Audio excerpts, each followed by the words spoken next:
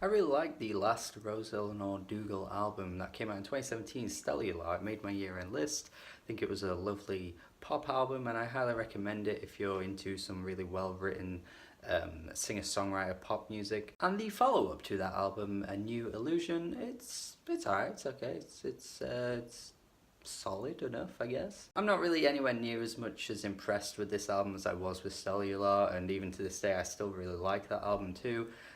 But this one certainly isn't going to really be sticking with me, I don't think. Not to say there's anything bad about this album really, because there isn't, but everything kind of just feels pretty ordinary and plain on this one. Nothing's really popping in the instrumental department, honestly. Rose's vocals are as lovely as ever. I can never say a bad word about her voice, but some of these instrumentals are kind of so-so really. Particularly a song like Wordlessly, which does really feel very wordless, honestly, because the vocals are pretty much nondescript throughout. There's nothing really popping in the instrumental either. It's just really kind of bland, to be honest. As negative as I am being right now, I do think overall it does come together as a nice listen though.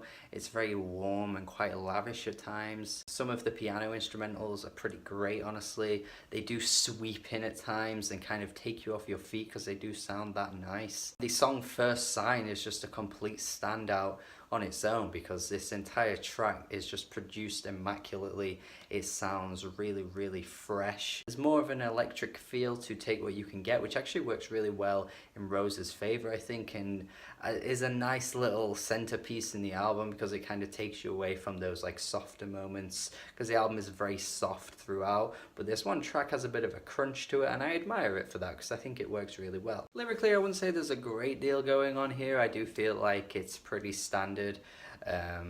You know, some lyrical cliches are hit throughout. Like on the closing track, talking about how the simpler things are always the hardest to find or always hardest to achieve, that kind of thing. Too Much of Not Enough is a song about how there's just too many occurrences where this person is just not getting enough. It's pretty straightforward, pretty straight to the point. It's kind of easy to read, I will say. That's Where the Trouble Started is focusing on how a relationship breaks down, and she kind of details a story of where things went wrong, and in hindsight you look back and think, yeah, that was where things just fell apart. And Rose's simplistic approach to these topics is kind of welcoming, I think, because it does kind of match the very softness of the whole album. Nothing's really too in your face, so why would she write the song so in your face? You may as well keep it fairly simple, and I do appreciate that. I do kind of want a little bit more detail here. Everything just kind of feels